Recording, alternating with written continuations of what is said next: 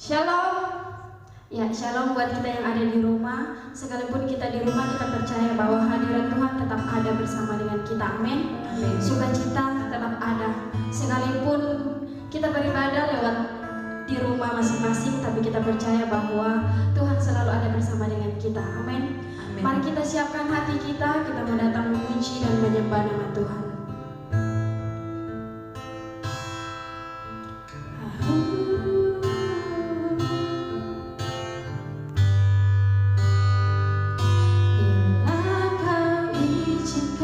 Sesuatu terjadi,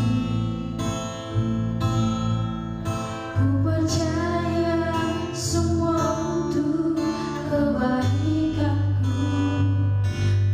Bila nanti telah tiba waktumu, ku percaya kuasa-Mu memulihkan hidupku. Bila Kau izinkan, sesuatu terjadi, ku percaya semua untuk kebaikanku.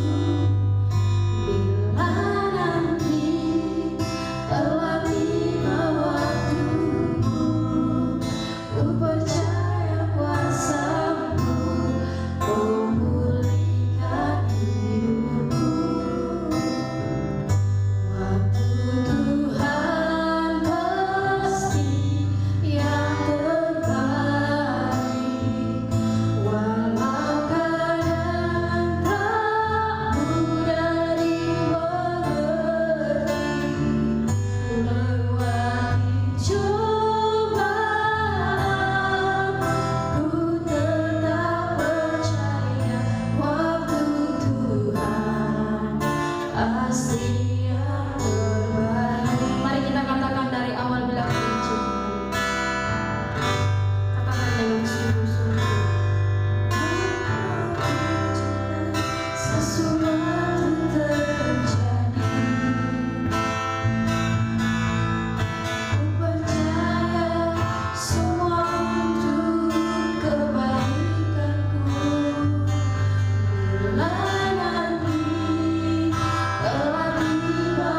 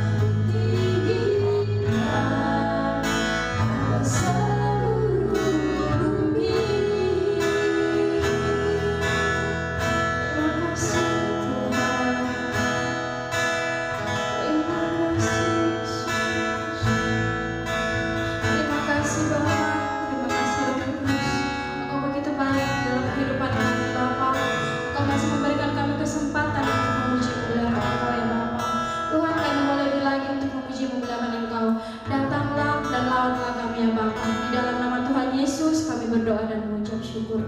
Haleluya. Amin. Amin. Masih mau memuji nama Tuhan. Amin. Amin. Amin. Mari kita lebih semangat lagi untuk memuji nama Tuhan.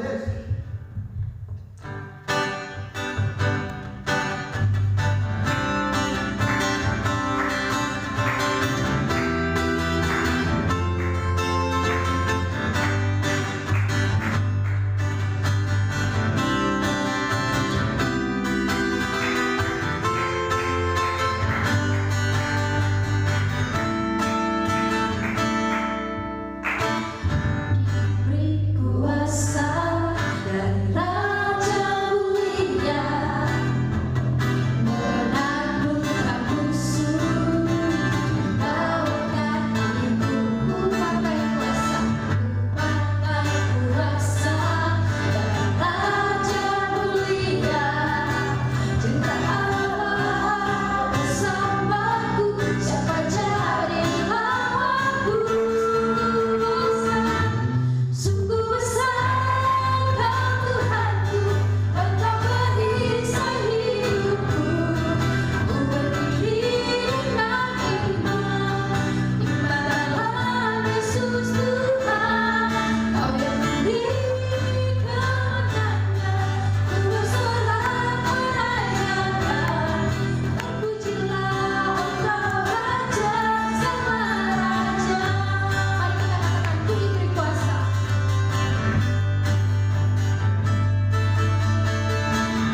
Diberi kuasa Raja Mulia menaklukkan musuh. Bawakan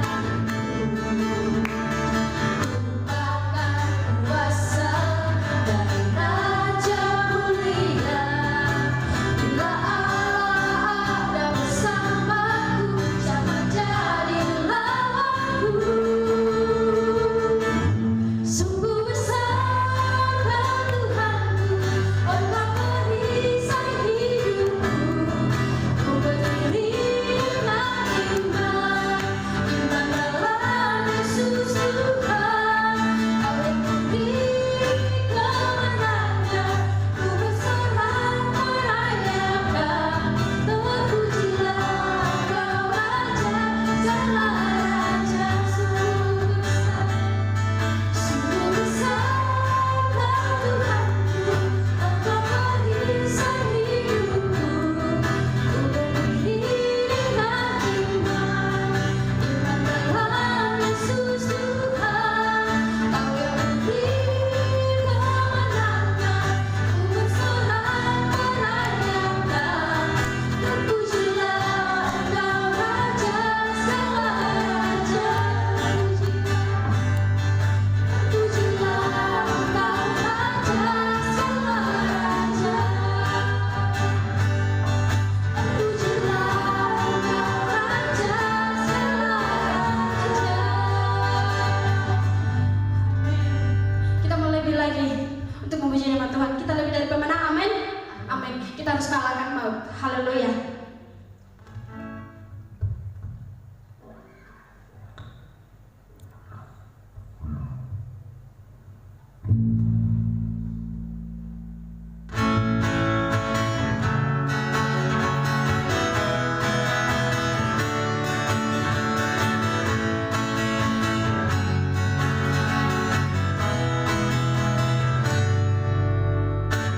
Lebih dari pemenang,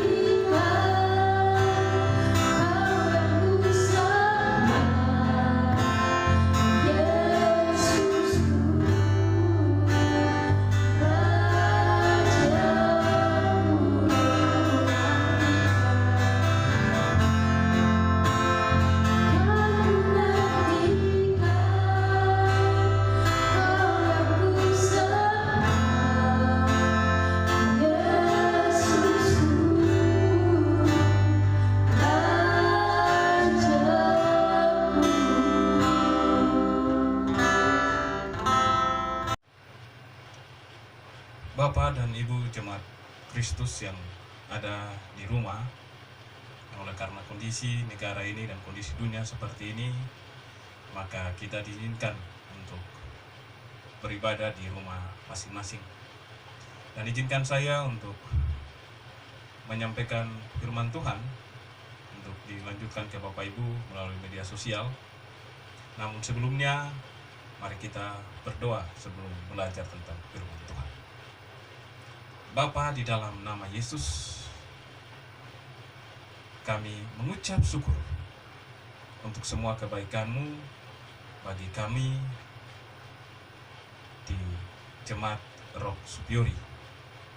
Terima kasih, walaupun kondisi dunia ini terjadi wabah virus corona yang menakutkan, namun kebaikan-Mu hari ini, walaupun kami tidak ada di ruang ibadah di gereja, tapi kami bersyukur kami masih dalam perlindungan-Mu dan kami bisa menyaksikan, menyampaikan firman melalui media sosial untuk menjadi penguatan dan pengharapan bagi semua jemaat-Mu. Bapa, terima kasih. Sebelum hamba-Mu menyampaikan firman-Mu, hamba mohon dengan kerendahan hati, Engkau tolong, Engkau bimbing hamba-Mu, supaya setiap firman yang hamba-Mu sampaikan boleh benar-benar menjadi suatu pedoman, memberikan pengharapan, memberikan penghiburan, memberikan kekuatan, memberikan penyembuhan bagi setiap jemaat-Mu yang memerlukannya. Terima kasih Bapa. Kau berkati hamba-Mu, berkati semua jemaat-Mu yang mendengarkan firman ini. Dalam nama Yesus, kami berdoa dan mengucap syukur serta siap untuk mendengarkan firman-Mu. Haleluya. Amin. Baik, Bapak Ibu sekalian yang saya kasihi dalam Tuhan kita Yesus Kristus, saja kalau sebelum saya menyampaikan firman Tuhan, saya mengajak kita semua untuk membaca firman Tuhan dalam kitab Ulangan pasal 1. Ulangan pasal 1 ayat 19 sampai dengan ayatnya yang ke-33. Ulangan pasal 1 ayat 19 sampai dengan ayatnya yang ke-33. Saya akan bacakan dan saudara di rumah bisa membuka Alkitab saudara dan bisa mengikutinya bersama-sama. Perikopnya riwayat ke-12 pengintai. Kemudian kita berangkat dari Horeb dan berjalan melalui segenap padang gurun yang besar dan dahsyat yang telah kamu lihat itu, ke arah pegunungan orang Amori, seperti yang diperintahkan kepada kita oleh Tuhan Allah kita. Lalu kita sampai ke Kades Barnea. Ketika itu aku berkata kepadamu, kamu sudah sampai di ke pegunungan orang Amori yang diberikan kepada kita oleh Tuhan Allah kita. Ketahuilah, Tuhan Allahmu telah menyerahkan negeri itu kepadamu. Majulah, dudukilah seperti yang difirmankan kepadamu oleh Tuhan Allah nenek moyangmu. Janganlah takut dan janganlah patah hati. Lalu kamu sekalian mendekati aku dan berkata, marilah kita menyuruh beberapa orang mendahului kita untuk menyelidiki negeri itu bagi kita dan membawa kabar kepada kita tentang jalan yang akan kita lalui dan tentang kota-kota yang akan kita datangi. Hal itu kupandang baik. Jadi aku memilih daripadamu 12 orang dari tiap-tiap suku seseorang. Mereka pergi dan berjalan ke arah pegunungan, lalu sampai ke lembah Eskol, kemudian menyelidiki negeri itu. Maka mereka mengambil buah-buahan negeri itu dan membawanya kepada kita. Pula mereka membawa kabar kepada kita demikian, negeri yang diberikan Tuhan Allah kita kepada kita itu baik. Tetapi kamu tidak mau berjalan ke sana, namun menentang titah Tuhan Allahmu. Kamu menggerutu di dalam kemahmu serta berkata, karena Tuhan membenci kita, maka ia membawa kita keluar dari tanah Mesir untuk menyerahkan kita ke dalam tangan orang Amori, supaya dimusnahkan. Kemanakah pula kita maju? Saudara-saudara kita telah membuat hati kita tawar dengan mengatakan, orang-orang itu lebih besar dan lebih tinggi daripada kita. Kota-kota di sana besar dan kubu-kubunya sampai ke langit. Begitulah kami melihat orang-orang enak di sana. Ketika itu aku berkata kepadamu, janganlah gemetar, janganlah takut kepada mereka. Tuhan Allahmu yang berjalan di depanmu, dialah yang akan berperang untukmu, sama seperti yang dilakukannya bagimu di Mesir di depan matamu. Dan di padang gurun di mana engkau melihat bahwa Tuhan Allahmu mendukung engkau, seperti seorang mendukung anaknya, sepanjang jalan yang kamu tempuh sampai kamu tiba di tempat ini. Tetapi walaupun demikian, kamu tidak percaya kepada Tuhan Allahmu yang berjalan di depanmu di perjalanan untuk mencari tempat bagimu, di mana kamu dapat berkemah, dengan api pada waktu malam dan dengan awan pada waktu siang, untuk memperlihatkan kepadamu jalan yang harus kamu tempuh. Bapak Ibu Saudara sekalian yang Allah kasihi,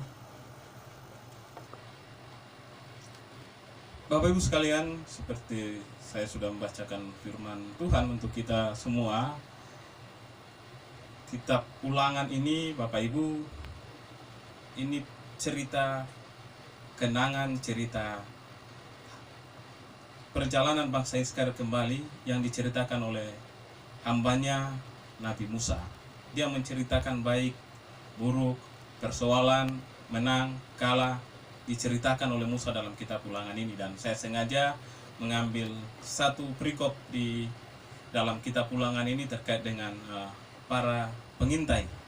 Dan saya berharap bahwa hari-hari yang kita hadapi hari-hari ini, banyak yang ketakutan, banyak yang merasa susah karena persoalan-persoalan yang sedang dihadapi. Maka saya mengajak kita semua untuk kembali merenungkan bagaimana kebaikan Tuhan pada kita ketika kita mengalami susah di waktu-waktu lalu.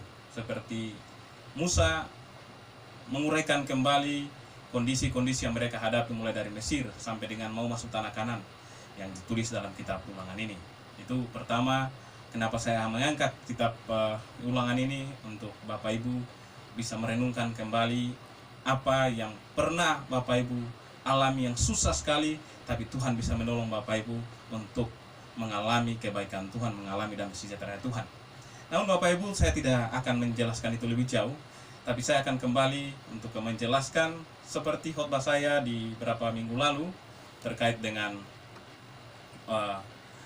tema Rock di tahun ini, The Years of Emerging Leaders, atau tahun kemunculan pemimpin. Maka saya akan melanjutkan khotbah saya di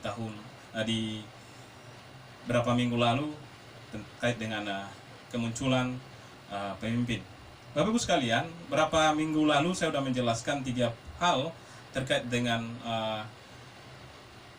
kepemimpinan yang baik bagi orang Kristen dan bagaimana kita bisa menjadi pemimpin yang baik. Maka kali ini saya akan menjelaskan 3 hal lagi tentang kemunculan pemimpin dalam situasi genting. Ada 3 hal yang perlu menjadi perhatian kita semua, apapun siapapun kita, posisi apapun kita. Dan saya perlu jelaskan Bapak Ibu sekalian bahwa pemimpin itu bukan hanya mereka yang memimpin organisasi, tapi pemimpin itu semua kita. Apapun level kita, itu kita pemimpin. Bahkan kita yang sendiri pun adalah pemimpin bagi diri kita sendiri. Itu yang perlu digarisbawahi Bapak Ibu, bahwa pemimpin itu sekali lagi bukan orang-orang pejabat yang memimpin suatu organisasi saja, tapi pemimpin itulah semua orang yang minimal memimpin dirinya sendiri. Itulah namanya pemimpin. Oleh karena itu Bapak Ibu, dalam situasi yang genting, situasi saat ini, maka untuk sesuai dengan tema rock kita adalah kemunculan pemimpin-pemimpin, maka untuk bisa muncul sebagai pemimpin dalam situasi-situasi ini, maka ada 3 hal yang perlu menjadi perhatian kita, menjadi kita renungkan, dan kalau dapat kita praktekkan supaya kita dapat muncul sebagai pemimpin-pemimpin yang hebat. Hal yang pertama adalah pemimpin yang hebat adalah pemimpin yang taat atau tunduk pada otoritas. Yang kedua adalah pemimpin yang mau melayani, bukan hanya dilayani. Dan yang ketiga adalah pemimpin yang selalu optimis. 3 hal ini yang akan saya jelaskan untuk kita semua, dan saya berharap ini akan menjadi kekuatan bagi kita. Yang pertama, pemimpin yang taat dan tunduk pada otoritas. Bapak Ibu sekalian, tadi Ulangan pasal 1 tadi, sampai dengan 33, ada lanjutannya di 34. Itu menceritakan seorang pemimpin yang kemudian bisa melalui masa sulit dan kemudian bisa sampai ke tanah Kanaan, dan dia diperkenankan Tuhan untuk masuk tanah Kanaan karena dia taat dan tunduk pada otoritas Tuhan.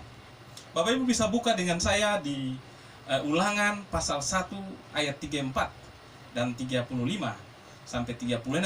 Dia berkata begini, ketika Tuhan mendengar gerutumu itu, ia menjadi murka dan bersumpah, tidak seorang pun dari orang-orang ini, angkatan yang jahat ini, akan melihat negeri yang baik, yang dengan sumpah kujanjikan untuk memberikannya kepada nenek moyangmu. Ulangan 36, kecuali Kaleb bin Yefune, dialah yang akan melihat negeri itu, dan kepadanya dan kepada anak-anaknya akan kuberikan negeri yang diinjaknya itu, karena dengan sepenuh hati ia mengikuti Tuhan. Saya ulangi lagi, karena dengan sepenuh hati ia mengikuti Tuhan. Satu generasi orang Israel yang akan masuk tanah Kanaan, termasuk Kaleb. Tapi Tuhan bilang yang bisa masuk adalah Kaleb dan yang lain yang suka menggerutu. Yang suka menggerutu tidak mungkin masuk tanah Kanaan, karena mereka tidak mengikuti dengan sepenuh hati apa yang dititahkan oleh Tuhan. Bapak Ibu sekalian, kenapa Kaleb? Bapak Ibu kalau tahu ceritanya, ketika 12 pengintai dikirim untuk mengintai tanah Kanaan, mereka waktu balik hanya 2 orang yang menyatakan apa yang Tuhan mau. Dia menyatakan walaupun kondisi di sana memang ada orang-orang raksasa, ada tembok-tembok besar, tapi mereka menyatakan bahwa Tuhan pasti memberikan tanah itu kepada kita karena Tuhan menyertai kita. Itu firman Tuhan yang tadi di dalam firman pun tadi Musa ceritakan kembali. Nah, dialah orang yang dengan sepenuh hati mengikuti Tuhan. Ini pemimpin yang dikehendaki Tuhan dan yang bisa menang dalam situasi yang sulit. Beda dengan mereka yang kemudian tadi Ulangan pasal 1 ayat 34 dia bilang mendengar gerutu, mereka menggerutu, mereka mengomel, mereka mengeluh, terlalu banyak keluhan. Padahal mereka sudah melihat bagaimana Tuhan menyertai mereka. Mereka bisa melihat bagaimana Tuhan mengeluarkan mereka dari Mesir. Tapi pada posisi yang sulit, mereka masih belum percaya sama Tuhan. Mereka masih tetap menggerutu dan tidak mau mendengar, tidak mau taat, tidak mau tunduk pada otoritas Tuhan, bahkan otoritas para pemimpin. Bapak Ibu sekalian, pemimpin-pemimpin yang akan muncul dalam kondisi sulit adalah mereka yang mau taat pada otoritas Tuhan. Mereka mau taat pada otoritas di atas dia. Hai para anak buah, taat sama otoritas para pemimpin di atasmu. Hari-hari ini Bapak Ibu tahu, kita sedang diminta oleh pemerintah untuk bagaimana tinggal di rumah, beribadah di rumah, bekerja di rumah, dan ini otoritas yang harus kita tunduk. Maka hari ini saya bisa khotbah di sini dan Bapak Ibu bisa mendengarkan nanti lewat WA atau lewat Facebook. Itu karena kita tunduk pada otoritasnya Tuhan, otoritasnya pemerintah. Ini yang sedang kita lakukan. Mari tunduk sama otoritasnya. Siapapun Bapak Ibu yang sedang jadi pemimpin, harus tunduk sama otoritas pemimpin di atasmu. Siapapun Bapak Ibu yang sedang menjadi anak buah, hai anak-anak, tunduklah sama otoritas bapamu. Hai istri-istri, tunduklah sama otoritas suamimu. Karena itu penting. Untuk apa? Karena ketika kita tunduk pada otoritas, maka damai sejahtera akan ada dalam hidup kita. Seperti firman tadi, kecuali Kaleb. Biarlah kita jadi orang-orang yang kecuali ketika banyak orang menggerutu, banyak orang mengomel, banyak orang mengeluh karena susah ini, susah itu, tapi kita tetap tunduk pada otoritas. Dan otoritas itu yang akan menolong kita untuk melihat damai sejahtera, untuk merasakan damai sejahtera yang disediakan oleh Tuhan bagi kita. Itu contoh pertama bagaimana Kaleb tunduk sama otoritas, dan Tuhan berfirman sama Musa, sampaikan bahwa dialah dari semua orang yang ada bersama seangkatan dengan dia akan masuk ke tanah Kanaan. Yang kedua, Bapak Ibu, hari-hari ini kita masuk pada perayaan Paskah. Kita sedang persiapan untuk memperingati kematian dan kebangkitan Tuhan Yesus Kristus. Suatu pemimpin yang pernah ada di dunia ini, yang punya pengikut terbanyak sampai hari ini, dia adalah Yesus. Secara 100% dia juga manusia, tapi dia juga 100% Allah. Pada saat dia jadi manusia, Bapak Ibu tahu, dia tunduk dan taat pada otoritas Bapa di surga. Bapak Ibu bisa lihat dalam Matius 26 ayat 39, di sana dikatakan, maka Yesus maju sedikit lalu sujud dan berdoa, katanya, ya Bapakku, jikalau sekiranya mungkin, biarlah cawan ini lalu daripadaku. Tapi dengar kata-katanya, tetapi janganlah seperti yang ku kehendaki, melainkan seperti yang engkau kehendaki. Dia tunduk sama otoritas. Susah. Secara manusia dia bisa berontak, tapi karena ketaatan kepada otoritasnya lah, mengakibatkan dia harus siap menderita, dia harus siap sengsara, bahkan dia harus siap mati. Untuk apa? Untuk membuktikan ketaatannya, untuk membuktikan tunduknya dia pada otoritasnya Tuhan. Bapak Ibu sekalian, dan apa yang terjadi? Dia dimuliakan, namanya dijadikan nama di atas segala nama. Bapak Ibu sekalian, siapapun kita, saya ulangi lagi, marilah tunduk pada otoritas apapun yang ada di atas saudara. Ini jadi penting. Dimanapun, di rumah, di keluarga, di kantor, di tempat bekerja, di mana saja, tunduklah sama otoritas. Karena otoritas, ketika orang yang punya otoritas melihat ketaatan kita, melihat bagaimana kita tunduk dan taat, maka mereka akan promosikan kita. Saya mengalami banyak hal terkait dengan tunduk sama otoritas itu. Ketika Tuhan berkenan untuk saya ada di bawah, dipimpin oleh orang-orang, maka saya berusaha untuk menunduk taat pada otoritas-otoritas itu. Dan apa yang terjadi? Mereka akan melihat ketaatan kita, mereka akan melihat bagaimana kita tunduk sama otoritas mereka, dan mereka akan mempromosikan kita seperti Tuhan mempromosikan orang. Yesus dipromosikan menjadi, namanya disebut nama di atas segala nama. Karena apa? Ketundukan, ketaatannya pada otoritas. Oleh karena itu Tuhan, Bapak Ibu sekalian yang saya kasih, belajarlah tunduk sama otoritas, belajarlah taat sama otoritas, karena itu yang akan memberikan kita suatu promosi, itu yang akan membuat kita suatu kedamaian. Karena kalau orang yang tidak tunduk sama otoritas biasanya suka takut. Orang yang tidak tunduk sama otoritas biasa cepat mengeluh, cepat menggerutu.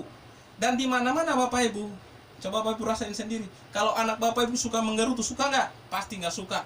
Anak Bapak Ibu suka mengomel, suka nggak? Pasti nggak suka. Ketika saudara memimpin, memberi arahan, memberi peringatan kepada anak buah atau istri saudara, waktu Anda menyampaikan itu dan mereka mendengar dan mereka juga mengomel terus, maka apa yang terjadi? Pasti saudara tidak suka. Oleh karena itu, seperti itulah waktu kita tidak taat, tidak tunduk, tidak mengikuti otoritas, perintah dari otoritas yang tertinggi kita, maka begitulah orang akan tidak suka. Oleh karena itu Bapak Ibu, marilah kita belajar untuk tunduk pada otoritas. Tunduk pada otoritas siapapun yang ada di atas kita. Saya ulangi lagi, hai anak-anak, tunduk pada otoritas. Ada otoritas itu, ada ayahmu, ada ibumu. Hai istri-istri, tunduk sama otoritas bapamu, suamimu. Dan sama-sama tunduk pada otoritas Tuhan. Dan kita sedang ada dalam negara ini, marilah kita tunduk sama otoritas pemerintah. Mari sama tunduk pada otoritas pemimpin-pemimpin kita di kantor, pemimpin-pemimpin kita di gereja, pemimpin-pemimpin kita. Di mana saja kita ada di bawah otoritas mereka. Mari kita belajar tunduk. Karena ketundukan kita akan menjamin kedamaian kita, menjamin damai sejahtera kita, menjamin bagaimana kita dipromosikan. Itu yang pertama Bapak Ibu. Seorang pemimpin yang taat dan tunduk pada otoritas itu jadi suatu penting terkait dengan kepemimpinan. Siapa yang akan muncul sebagai pemimpin? Pertama, orang harus tunduk pada otoritas. Yang kedua Bapak Ibu, pemimpin yang akan muncul adalah mereka yang mau melayani. Nah, ini semua kita sudah dengar terkait dengan pemimpin yang hebat itu adalah pemimpin yang melayani. Tuhan Yesus sendiri bilang, siapa yang mau jadi besar, dia harus menjadi pelayan. Itu Yesus sudah bilang. Dan di dalam Ulangan 1 ayat 38, selain Kaleb, ada satu pemimpin yang juga direstui Allah untuk masuk ke tanah Kanaan karena dia juga tidak menggerutu. Dia adalah Yosua. Di dalam Ulangan 1 ayat 38 dikatakan, Yosua bin Nun, ini kata Tuhan kepada Musa, Yosua bin Nun, pelayanmu dialah yang akan masuk ke sana.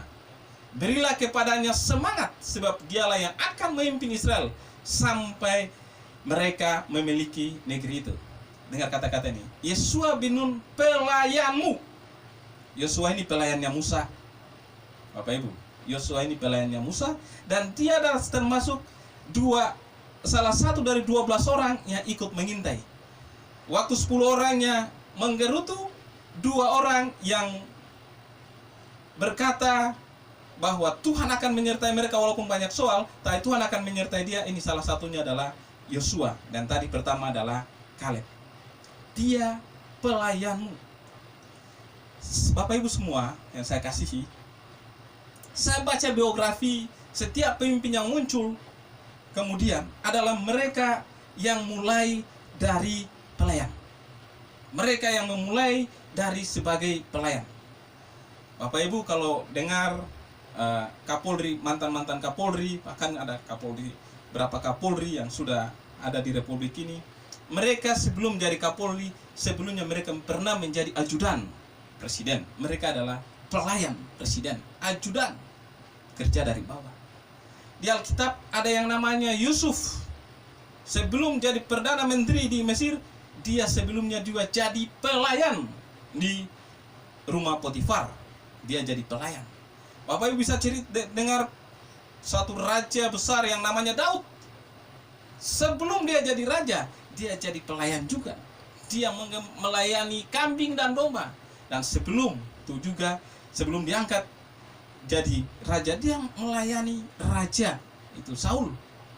Jadi Bapak Ibu semua, tidak ada pemimpin yang hebat yang tidak berawal dari pelayan. Oleh karena itu Bapak Ibu, pemimpin yang akan muncul adalah pemimpin yang memulai dengan melayani. Bapak Ibu sekalian, Tuhan Yesus sebagai pemimpin besar, sekali lagi, pemimpin yang punya pengikut terbanyak yang ada di dunia ini sampai hari ini, dia juga mempraktekkan bagaimana dia jadi pelayan. Yohanes 13 ayat 4 dikatakan, lalu bangunlah Yesus dan menanggalkan jubahnya. Ia mengambil sehelai kain lenan dan mengikatnya pada pinggangnya. Ayat Yohanes 13 ayat 5 katakan, kemudian ia menuangkan air ke dalam sebuah basi dan mulai membasuh kaki murid-muridnya, lalu menyekanya dengan kain yang terletak pada pinggangnya itu. Yesus sebagai pemimpin hebat, dia tunduk, ambil air, melayani murid-muridnya dengan membasuh kaki. Dan ini teladan yang sampai hari ini orang selalu menyebutnya. Rupanya Bapak Ibu, kalau pemimpin yang dengan karisma, kemudian dengan kesangaran, dengan ketegasan memimpin, itu orang sudah cepat lupa. Tapi kalau pemimpin yang memimpin dengan melayani, itu akan membekas di hati para pengikutnya. Bapak Ibu sekalian, apapun jabatan Bapak Ibu sebagai pemimpin hari ini, maka mulailah belajar melayani. Mumpung kita masih ada di rumah, hai bapak-bapak, mumpung masih ada di rumah, tidak boleh keluar-keluar, belajarlah untuk melayani istri. Sebagai mereka yang kita pimpin, belajar Bapak Ibu untuk melayani. Apa rasanya? Coba Bapak Ibu akan rasakan bagaimana rasanya bangun pagi, minta istri bikin kopi, dan kemudian minum sama-sama, dengan dibandingkan dengan pagi-pagi Bapak bangun, kemudian bikin kopi, bangunkan istri, kemudian minum sama-sama. Saya percaya Bapak Ibu, rasa kopi yang di istri bikin karena Bapak perintah, dengan rasa kopi yang Bapak bikin dan ajak istri minum itu beda rasa. Karena dilakukan dengan rasa melayani. Coba Bapak Ibu, saya berapa hari ini saya coba. Bapak Ibu, pagi saya bangun, bikin pisang goreng, saya goreng, kemudian kasih bangun istri, dan kemudian kami makan sama-sama, minum sama-sama sambil istri saya peluk, baru dia bilang, terima kasih sayang. Rasanya beda. Rasanya beda ketika saya bangun dan saya bilang, tolong kopi dulu, tolong nasi goreng dulu. Itu rasanya beda karena waktu istri bikin mungkin bisa mengeluh, tapi waktu kita belajar untuk melayani istri, kita double kebahagiaan. Mungkin kebahagiaan yang waktu kita suruh istri itu ada juga, tapi tidak ada lebih besar kebahagiaan waktu kita turun tangan untuk melayani. Bapak Ibu, mumpung masih di rumah, yang suka perintah-perintah istrinya saja, coba belajar. Mulai besok, belajar untuk melayani istri. Belajar untuk melayani anak-anak. Saya yakin 100% rasanya pasti beda. Karena ada ucapan terima kasih. Dan Bapak Ibu ingat bahwa kegaguman, penghormatan orang kepada kita karena kita memimpin dengan melayani pasti jauh lebih berkesan dibanding kita memimpin dengan otoriter atau dengan seolah-olah kita gagah untuk melayani. Coba kita rasain sendiri Bapak Ibu.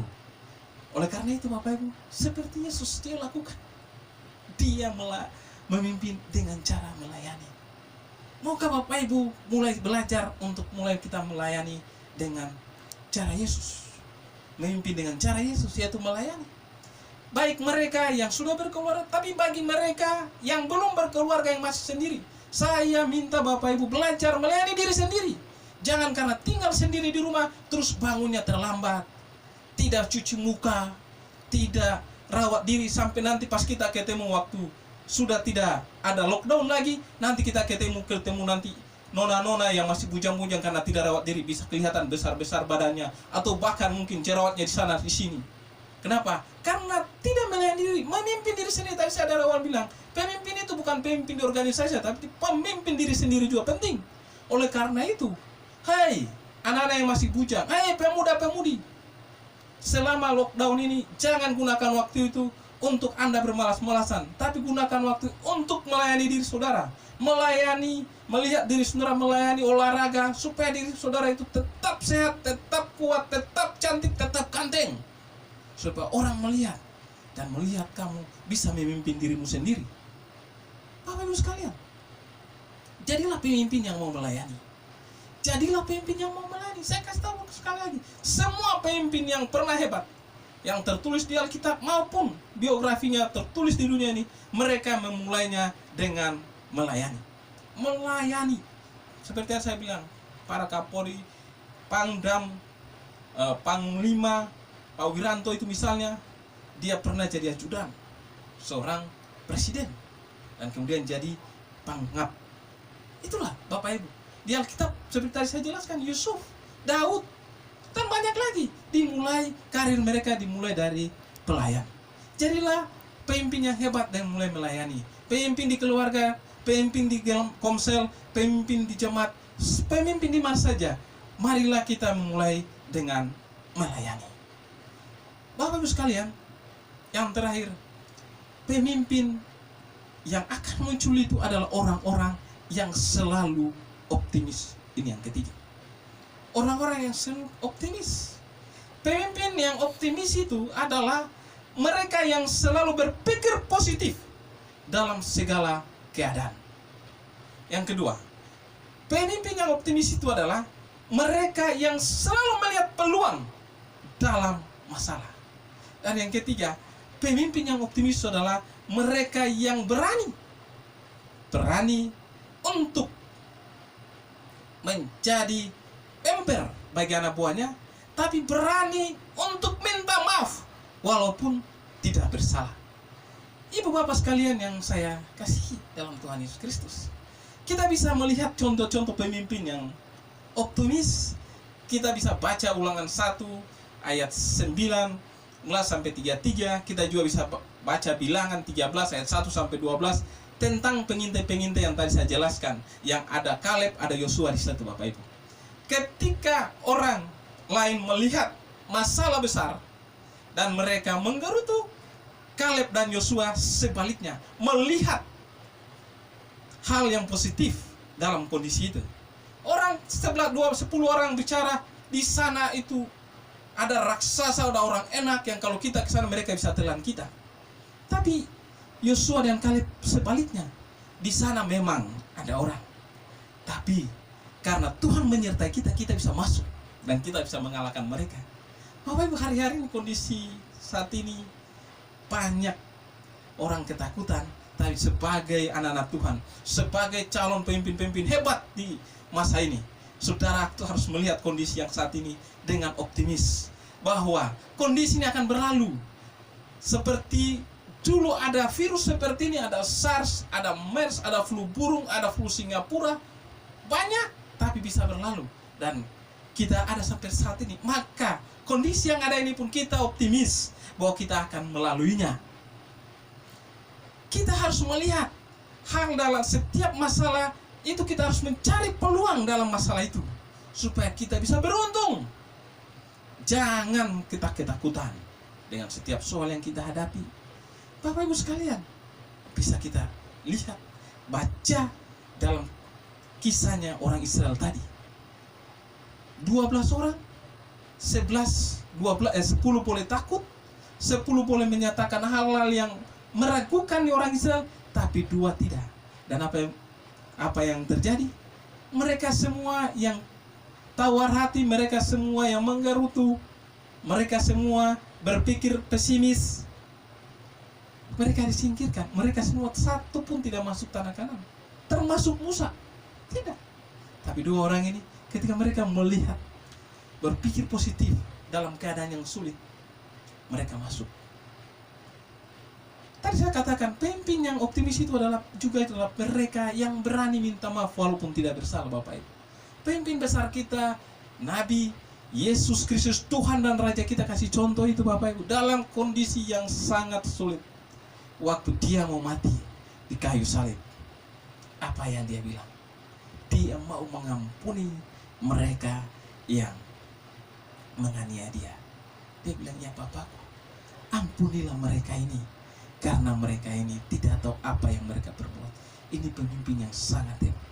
Kita, waktu kita disakiti, kita ingin mau balas.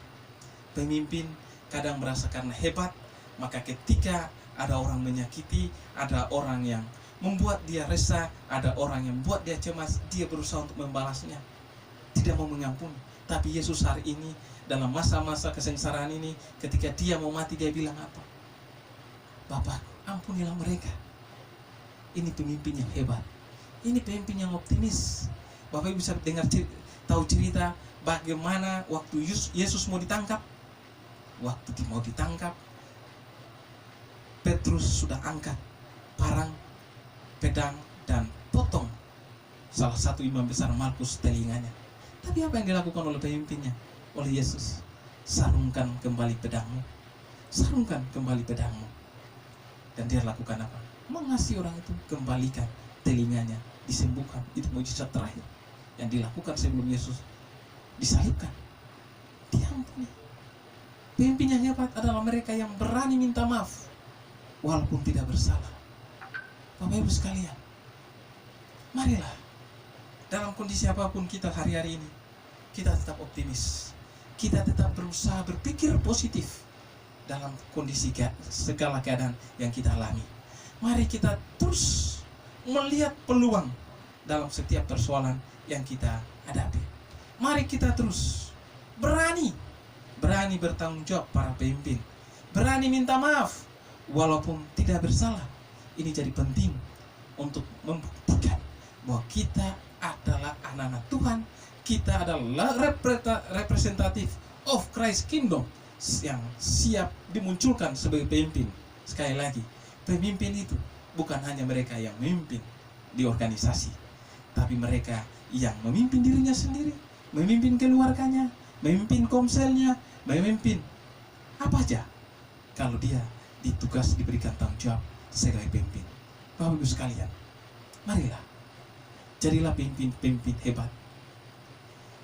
Jadilah pemimpin-pemimpin yang bisa dipercaya.